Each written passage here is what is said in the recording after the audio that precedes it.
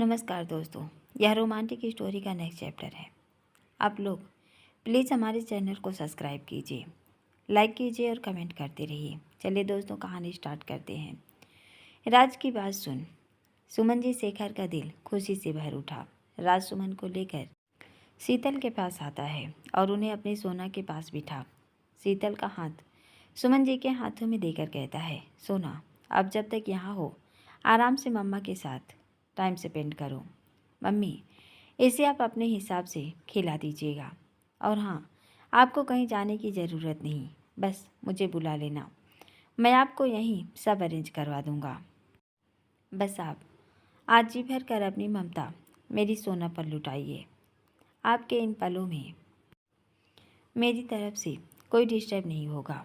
शीतल के माथे पर हल्के से छूकर कहता है, मेरी सिंड्रेला को उसकी नानी माँ से एंजल और प्रिंस की स्टोरी सुननी है सोना। एंजॉय करो एक साथ की 3 जनरेशन। मम्मी आता हूँ।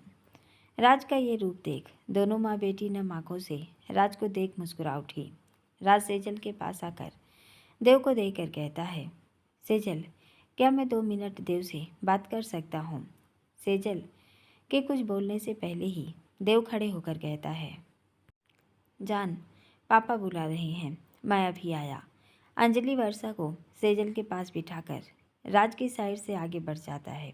अर्जुन जी, रागिनी, सेजल, अंजू, वर्षा सभी को देव की नाराज़गी की वजह कहीं न कहीं आभास हो चुका था, लेकिन दोनों दोस्तों के बीच किसी ने कुछ बोलना उचित नहीं समझा। सेजल दोनों पर एक नज़र डालकर कहती है, जीजू प्लीज़ आप भी जाइए ना। देव भैया से बहुत नाराज़ हैं, पहली बार उन्हें इतना अपसेट देखा है। दोनों के बीच कभी कुछ नहीं छुपा, लेकिन राज भैया ने इतनी बड़ी खुशी देव से शेयर नहीं की, इसलिए उनका मन उदास है। अर्जुन जी सेजल के सर पर हाथ रखकर कहते हैं, सेजल टेंशन मत लो, दोनों शरीर से बेशक अलग हैं, लेकिन रूह से जुड़े रिश्ते हैं दोनों के।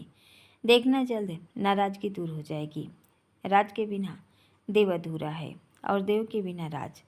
दोनों दोस्तों को आपस में अपनी उलझनें सुलझाने दो, मुझे विश्वास है मेरी ज़रूरत ही नहीं पड़ेगी।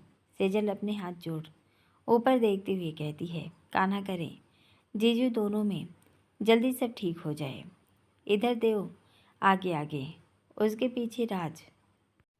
वो दीवान जी के पास पहुंचता, उससे पहले ही राज उसका हाथ पकड़ बैकयार्ड की तरफ ले जाकर देव के गले लग उसे कसकर पकड़ लेता है और भावुक होते हुए कहता है, गलती की है मैंने, जो सज़ा देगा मंजूर है देव, लेकिन अपने यार से यूं कर मत जा। देव सधी आवाज़ में कहता है, मैं कहाँ तुझसे मुंह फेर रहा हूँ, तूने ही तो मुझे खुद से अलग कर दिया राज। बचपन से लेकर आज तक हमारे बीच कुछ नहीं छुपा था, लेकिन तूने आज इतनी बड़ी खुशखबरी मुझसे छुपाई। राज उससे अलग होकर देव के दोनों हाथ थाम गंभीर आवाज़ में कहता है, देव मुझे खुद मेरे बर्थडे के दिन कन्फर्म हुआ। तेरा फ़ोन आया था, तब मैंने तुझे हिंट दिया था, लेकिन तू नहीं समझा। तू अच्छे से जानता है राज की मैं जीजू और तुझसे कभी कुछ नहीं छुपाता। बस खुलकर इसलिए नहीं बताया यार, क्योंकि मैं उस वक्त बहुत टेंशन में था। राज के इतना कहते ही देव व्याकुल हो उसकी तरफ देखता है।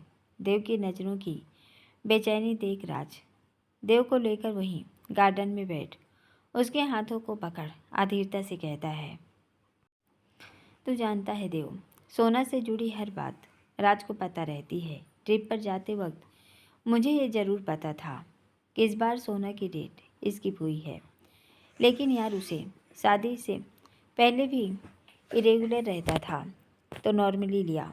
देव यदि गलती से भी ये बात मम्मा को पता चल जाती तो मेरा ट्रिप इस बार भी स्पॉइल हो जाता। मम्मा इस हालत में सोना को ट्रिप पर जाने की परमिशन नहीं देती। ऊपर से सोना इस ट्रिप को लेकर इतनी एक्साइटेड थी कि वो भी अपनी डेट भूल गई, और मैंने अपनी सोना की खुशी के लिए अपनी लाइफ का इतना बड़ा रिस्क लिया। राज अपनी नज़रें नीचे करके कहता है, देव हम दोनों पूरे 15 दिन में कई बार एक दूसरे के करीब आए थे। ऐसे में एक अनकहा डर था मेरे मन में, कहीं न कहीं मेरी करीबी से मेरे बच्चे या सोना को कोई प्रॉब्लम ना हो जाए। मैंने वहीं से अंकी को कॉल कर सब कुछ क्लियर बताया। हालांकि उसने भी सोना से डिस्कस कर मुझे समझाया, लेकिन मैं भीतर से डरा हुआ था देव। जब तक सोना का चेकअप करवा कर उसके टेस्ट नहीं करवा लेता, तब तक मैं घर में भी नहीं बताने वाला था। लेकिन सोना की जिद के आगे मुझे आज सुबह ये बात घर में बतानी पड़ी। मम्मा और भाभी के साथ उसे लेकर अंकी के पास गया। सोना की सारी रिपोर्ट नॉर्मल आई, तब मुझे चैन मिला देव। और मैंने ये फैसला लिया कि आज तेरी शादी की सालगिरह पर जब हम सब एक साथ होंगे, तब मैं अपने तरीके से ये खुशखबरी सबको सुनाऊंगा। मेरी और सोना की तरफ से तेरे लिए स्पेशल गिफ्ट है यार। मुझसे पहले हमारे बच्चों पर तेरा हक है देव, क्योंकि आज जो मैं अपनी सोना के साथ खुश हूँ वो सब तेरी बदौलत है यार। वरना मेरी सांसें तो उस दिन पुष्कर की वीरान पहाड़ियों में दबकर राज की बात भी पूरी नहीं होती कि देव खींचकर राज के गाल पर एक थप्पड़ लगाकर गुस्से से कहता है, बहुत बातें बनानी आती है तुझे, जो मन में आएगा वो बोलेगा। यदि आज के बाद फिर कभी तूने उस मनहूस दिन का जिक्र किया तो याद रखना राज, देव तुझसे पहले इस जहाँ को राज अधीर हो देव को कसकर गले लगा कर चुप कर न देव। वो उसे कसकर अपनी बाहों में भर लेता है। अर्जुन जी के लाख मना करने पर भी जब सेजल नहीं मानी तो वो उसे लेकर दरवाजे के पीछे आए थे। लेकिन जब सेजल ने अपनी आंखों से दोनों को एक दूसरे की बाहों में देखा तो उसकी आंखें खुशी से झलक उठी। अर्जुन जी बड़े प्यार से कहते हैं, अब तो खुश हो सेजल, कहा था ना इनकी दोस्ती पर कभी कोई आँच नहीं आएगी। राज और देव दोनों आज अपनी अपनी जगह सही हैं और शरारत से कहते हैं, भगवान का लाख लाख शुक्र है मामला जल्दी निपट गया दोनों का, वरना दोनों की बीवियों की रात काली हो जाती। सेजल हंसते हुए कहती है, जीजू आप भी ना, चलिए इनकी नज़रें हम पर पड़े उससे पहले हमें यहाँ से निकलना चाहिए। अर्जुन जी सेजल को देख अपनी पलकें झपकाते हैं और बड़ी सावधानी से उसे लेकर सुमन के पास बिठा अक्षत और जीवान जी की तरफ चले गए। राजदेव को अपने पास बिठाकर सधी आवाज़ में कहता है, देव मुझे एक बात और बतानी है तुझे। देव से घूर कर कहता है, और अब क्या छुपाया है तूने। राज अपना मोबाइल निकाल एक वीडियो प्ले कर देव के सामने कर देता है। जैसे जैसे वीडियो आगे बढ़ने लगा देव हैरानी से कभी राज को तो कभी वीडियो को देखने लगा। वो अटकते हुए कहता है, राज ये सब क्या। राज वीडियो ऑफ कर गहरे स्वर में कहता है, जो देखा वो बिल्कुल सच है। राजदेव को उस वीडियो से रिलेटेड सारी बातें बताता है। दोनों आपस में कुछ डिस्कस करते हैं। देव लंबी सांस लेकर कहता है, आई होप सब सही हो जाए। राज उसका हाथ पकड़ कर कहता है, टेंशन मत ले, सब ठीक होगा। चल काफ़ी देर हो गई, अपनी अपनी बीवियों को जाकर देखें। उन्हें टाइम से नहीं खिलाया तो घर वाले हम दोनों की लंका लगा देंगे। देवराज को गले लगाकर, कांग्रेस डोडो, बहुत खुश हूँ तेरे लिए, बस अब तू शीतल का ध्यान और अच्छे से रखना। सेजल तो घर से काम करती है, लेकिन शीतल का स्कूल, उसकी रिसर्च सब तुझे देखना है। राज हल्की मुस्कान लेकर कहता है, टेंशन मत ले, राज अपनी सोना को कोई तकलीफ़ नहीं होने देगा। वो अपनी पढ़ाई, स्कूल और इस सफ़र को बहुत अच्छे से एंजॉय करेगी। और मुस्कुराते हुए कहता है, लगभग महीने भर का गैप रहेगा दोनों की डिलीवरी में। तेरी गोद में पहले नन्हा राजकुमार आएगा, जिस पर तुझसे पहले मेरा हक होगा। बाप भले ही उसका तू होगा, लेकिन याद रखना उसे मैं अपने जैसा बनाऊंगा। देव मुस्कुराते हुए कहते हैं, उस पल का बेसब्री से इंतज़ार रहेगा मुझे। दोनों एक दूसरे को देख मुस्कुराते हुए सबके बीच आ गए। दोनों आकर देखते हैं, सेजल, रागनी, शीतल, रोशनी को सब बैठे घेरे थे और हर कोई उन्हें अपनी पसंद थोड़ा थोड़ा खिला रहे थे। सबको इतना खुश देख राजदेव मुस्कुरा उठे। अर्जुन जी दोनों को देख उनके पास आकर कहते हैं, देव बड़ी जल्दी माफ़ी मिल गई साले साहब को। अरे गलती इतनी बड़ी और माफ़ी इतनी छोटी। देवराज का हाथ पकड़कर कहते हैं, जीजू पहली और आखिरी गलती थी। वैसे गाल देखिए इसका, पहले सोना के प्यार से चमक रहा था, अब मेरे करारे थप्पड़ से लाल हो उठा है। राज अर्जुन जी को देकर कहते हैं, अब जले पर नमक मत छिड़को जीजू। आज जनाब बड़ी मुश्किल से काबू में आए हैं। वो अर्जुन जी के गले लगकर कहते हैं, जीजू वो सोना और बच्चे को लेकर टेंशन में था, इसलिए गलती हो गई। प्लीज़ आप नाराज़ मत होना यार। अर्जुन जी राज की पीठ सहलाते हुए कहते हैं, काम डाउन राज, जो हो गया उसे छोड़ो। बस इतना कहूँगा शीतल को अब विशेष केयर की ज़रूरत है। मुझे पूरा विश्वास है तुम पर, तुम सोना को संभाल लोगे। राज अर्जुन जी को देख अपने पल के झपकाता है। तीनों वहीं खड़े आपस में बातें करने लगे कि उनकी नज़र अंकिता की परछाई पर गई। राज उन दोनों को देखकर कहता है, जीजू इस घनचक्कर को पूछो, यहाँ मार्केट कम है जो यंगी को शॉपिंग पर जयपुर ले जा रहा है, मतलब है तैयार। ये जानते हुए भी वहाँ करण।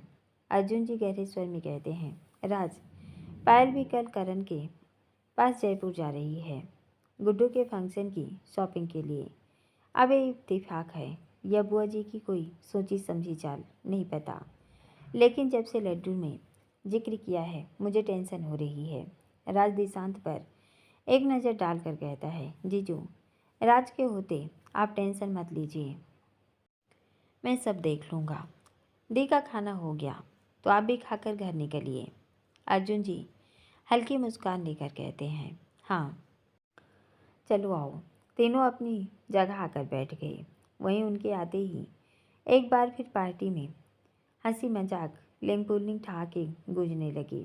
वहीं दूसरी ओर रूही जी दीवान जी के दोस्तों के साथ खड़ी गप्पे मार रही थी। सुमन शीतल को अपने हाथ से खाना खिलाते हुए कहती हैं, सीतू वैसे तो तेरे ससुराल वाले हैं तेरे साथ, फिर भी बेटा चलने फिरने में सावधानी रखना।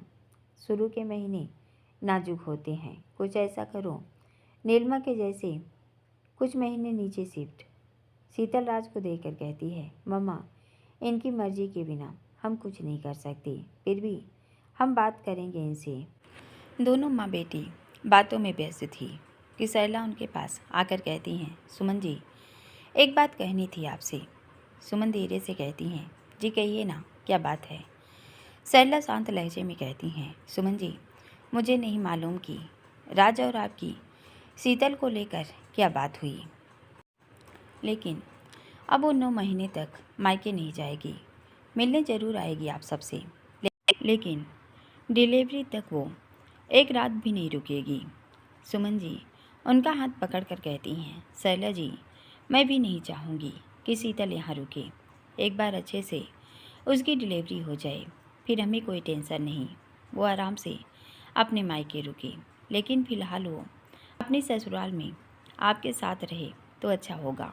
और इतना ही नहीं, मैं तो ये कहूँगी आपसे राज के साथ इसे बाइक पर कहीं मत जाने दीजिएगा। शुरू के महीने वो हमारे यहाँ भी नहीं आए तो चलेगा, हम सब शीतल से मिलने आ जाएंगे। अपनी मम्मा की बात सुन शीतल की आंखों में नमी आ गई। सरला उसकी आंखों के आंसू देख उसके सिर पर हाथ रखकर कहती हैं, शीतल बेटा मन छोटा नहीं करते। और सुमन जी बच्ची को घर नहीं बिठा सकी, इसकी नौकरी भी है। दोनों बच्चे समझदार हैं, सावधानी से सब संभाल लेंगे। फिर ऊपर वाला है ना, वो कोई आँच नहीं आने देगा। बस मैं आपको हमारे घर की परंपरा बता रही थी। अब आइए डिनर लग चुका है, डिनर कर लें, फिर थोड़ी देर में मैं माँ को लेकर भरत नीलू के साथ निकलूँगी। काफ़ी देर हो गई, माँ से इतनी देर नहीं बैठा जाएगा। ऊपर से ठंड बढ़ रही है, नेहू को भी अभी संभालना है। सुमन जी हल्की मुस्कान लेकर कहती हैं, जी बस 2 मिनट आप चलिए, राज आ जाए फिर मैं आती हूँ। सरला के जाने के कुछ देर बाद ही राजदेव, सेजल, शीतल रागिनी को लेकर डिनर टेबल पर आ गए। रोशनी को रोही जी ने खाना खिला निशु के साथ रूम में भेज दिया था। एक बार फिर खाने की टेबल पर लेग पुलिंग का कार्यक्रम शुरू हो गया।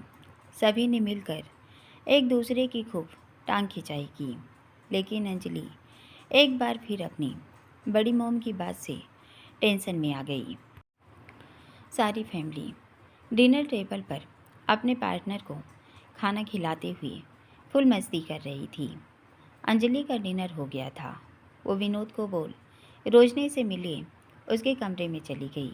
जैसे ही वो रोशनी के रूम का गेट खोलती है, निशानी को एक दूसरे की बाहों में लिपटे देख अंजलि के कदम दरवाजे पर ही थम गए। निशानी को देख उसके चेहरे पर सौम्य सी मुस्कुराहट आ गई। वो गेट की एक साइड हो बड़े प्यार से उन्हें देखने लगी। निशांत रोशनी को अपनी बाहों में लेकर बैठा था। एक हाथ से उसने रोशनी को अपने सीने से लगा रखा था, वहीं दूसरा हाथ आहिस्ता आहिस्ता रोशनी के बेबी बम्प को सहला रहा था। निशांत रोशनी के फोरहेड को चूम शांत लहजे में कहता है, रोसू बाहर जाकर देखता हूँ। अगर मॉम का डिनर हो गया तो मैं उन्हें आपके पास भेजता हूँ। हमारी पूरी गैंग मेरी लंका लगाए, उसके पहले मुझे अब बाहर चले जाना चाहिए, वरना जीजू और राज भाई फिर से आपके मिस्टर मित्तल की बैंड बजा देंगे। रोशनी निशांत को देख हल्के से मुस्कुरा कर कहती है, निशु प्लीज़ पहले हमें चेंज करवा दीजिए, उसके बाद आप फ्री हैं। अब इस ड्रेस में पेट पर खिंचाव बढ़। रोशनी की बात पूरी होने से पहले ही निशांत तुरंत उससे अलग होकर हल्की नाराज़गी से कहता है, रोसू हद करते हुए यार आप। अरे जब रूम में आई थी तब आपको चेंज करना था, रुकिए आप यहाँ से हिलिए नहीं, मैं अभी आपका नाइट ड्रेस। रोशनी निशांत के हाथ पकड़ कहती है, निशु अभी सब यहाँ हैं, ऐसे में मैं नाइट ड्रेस। निशांत पीछे मुड़ गंभीर आवाज़ में कहता है, अब आप बाहर नहीं जाएंगी रोशनी, आपकी तरफ से मैं मम्मा पापा भाभी भाई हैं, हम सबको सी ऑफ कर देंगे। रोशनी निशांत की तरफ देखकर कहती है, देखिए निशु। निशांत एक नज़र उसे देख आगे बढ़ते हुए कहता है, लेकिन कुछ नहीं, हमारी फैमिली में सभी को आपकी तबीयत का पता है, इसलिए आपको टेंशन लेने की ज़रूरत नहीं। इतना बोल अलमीरा से उसका एक लूज गाउन निकालता है और रोशनी के पास आकर उसे खड़ा करके गले से दुपट्टा निकाल बेड पर रख। जैसे ही रोशनी के सूट की चैन खोलता, अंजलि के कदम खुद ब खुद बाहर की तरफ मुड़ गए। अंजलि दोनों को एक दूसरे के इतना करीब निशांत को रोशनी की केयर करते देख उनमें विनोद और खुद को इमेजिन करने लगी। निशु का रोशनी के बेबी बम्प को सहलाना अंजलि के दिमाग में हलचल मचाने लगा। वो अपनी सोच में खोई बाहर आती है कि उसके कान में अपनी बड़ी मॉम की बातें पड़ती हैं, जो सरला सुमन जी के पास खड़ी कॉफ़ी पीते हुए उनसे अंजलि के बारे में बातें कर रही थी। उनकी बातों को सुनकर एक बार फिर अंजलि के कदम वहीं जाम हो गए। विनोद की ताई जी कॉफ़ी का एक सिप लेकर कहती हैं, सरला जी बड़ी किस्मत वाली हैं आप, जो आपके बेटे बहू ने आपको साल भर में ही ये खुशखबरी सुना दी। अब देखो शीतल भी जॉब के साथ साथ पढ़ाई कर रही है, ये भी पढ़े लिखे आजकल के बच्चे हैं ना। और आपकी बहू की उम्र भी ज़्यादा नहीं, हमारी अंजू से साल 2 साल बड़ी होगी, लेकिन फिर भी उसने अपने परिवार और पति की खुशी का मान रखा। और एक हमारी बीनू की बहू है। सरला उनकी बात सुन गंभीर आवाज़ में कहती हैं, बहन जी अंजू पूरे 3 साल छोटी है शीतल से। अरे बच्ची है वो, खुद बच्चे हो जाएंगे, इतनी जल्दी क्या है। ताई जी गहरी स्वर में कहती हैं, सरला जी माँ बनने की सही उम्र है उसकी, हम तो 18 से पहले 2 बच्चों की माँ बन जाते। अगर हमारे अधूरे नहीं रहते। एक 5 महीने का, दूसरा 8 महीने का होकर चला गया। सैला उनका हाथ पकड़कर कहती हैं, वही मैं कह रही हूँ बहन जी, अभी तो उसने 21 क्रॉस किया है, कौन सी उम्र निकल गई। अभी 2 साल पढ़ने दीजिए उसे, बच्चे हो जाएंगे।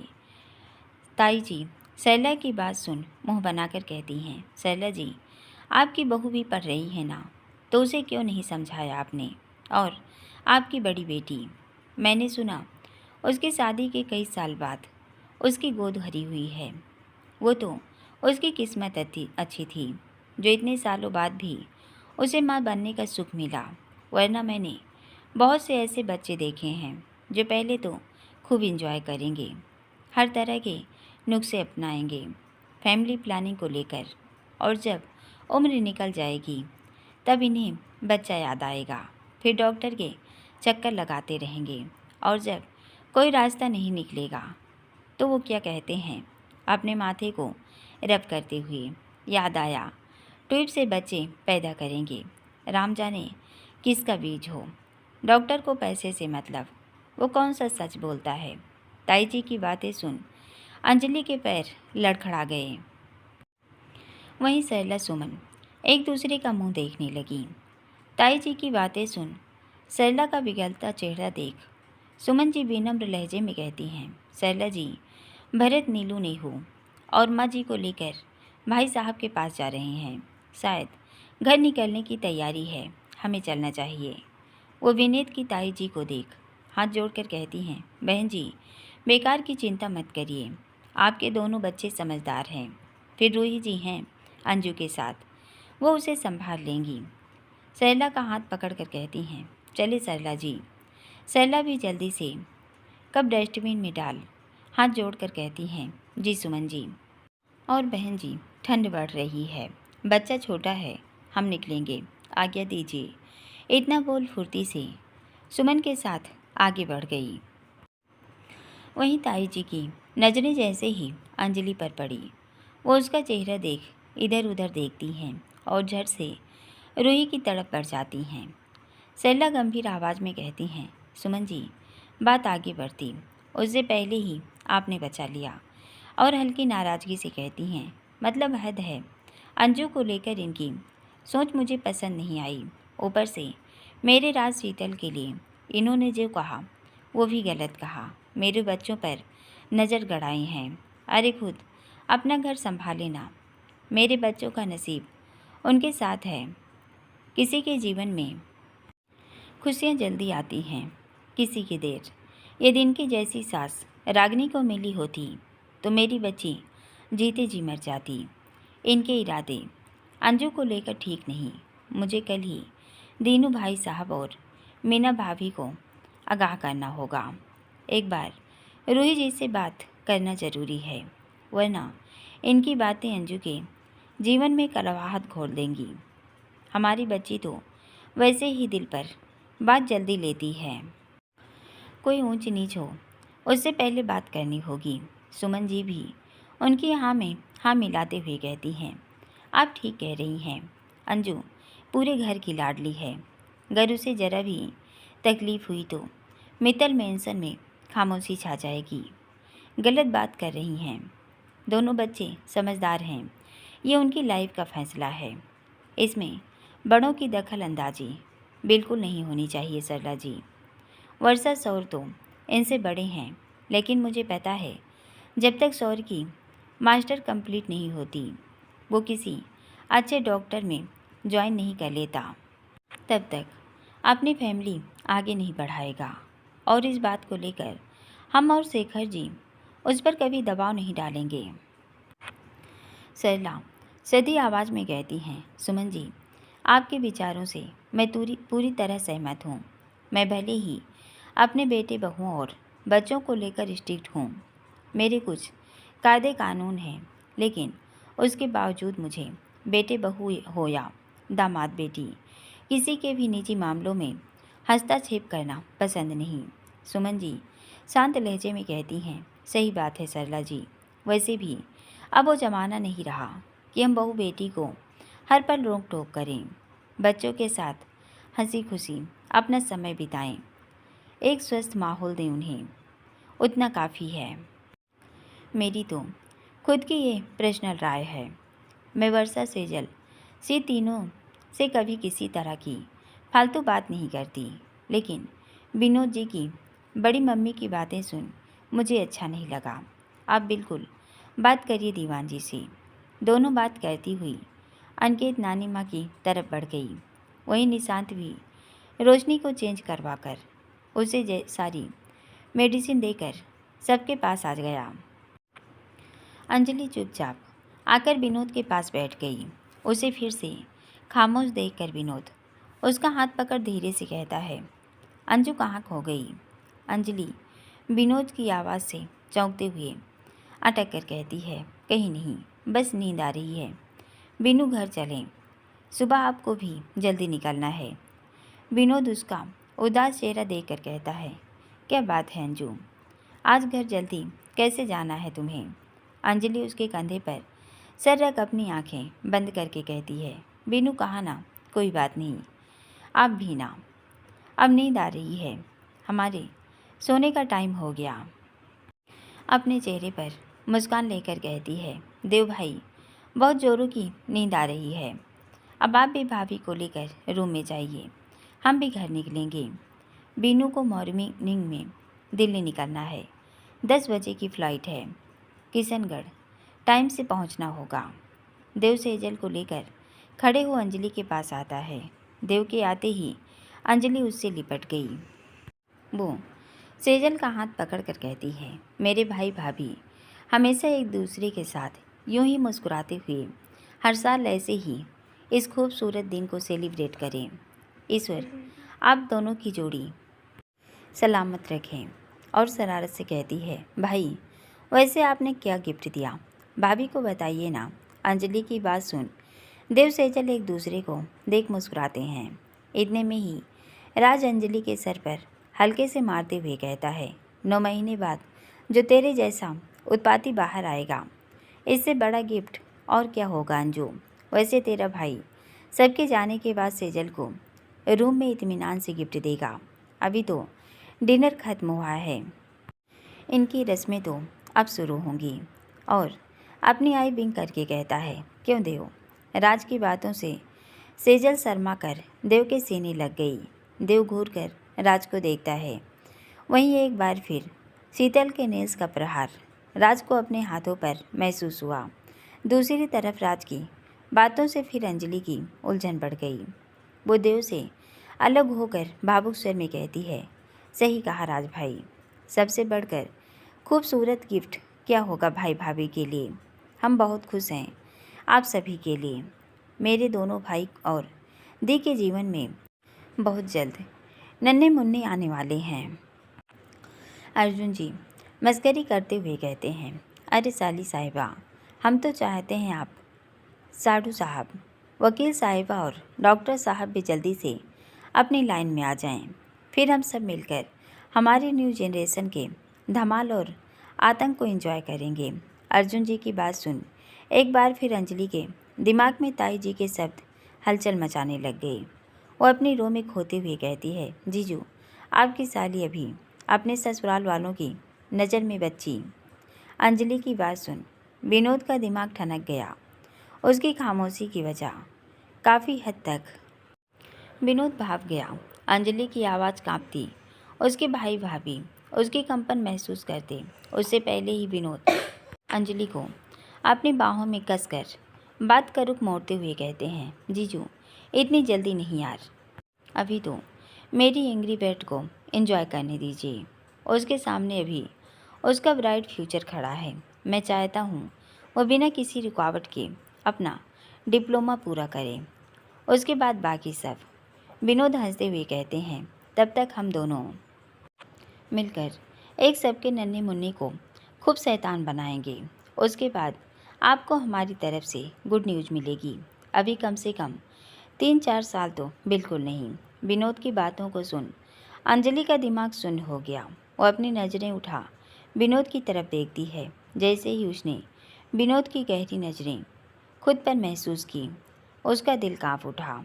अपने बदन पर विनोद की शक्ति का एहसास होते ही उसे विनोद की नाराज़गी समझ आ गई।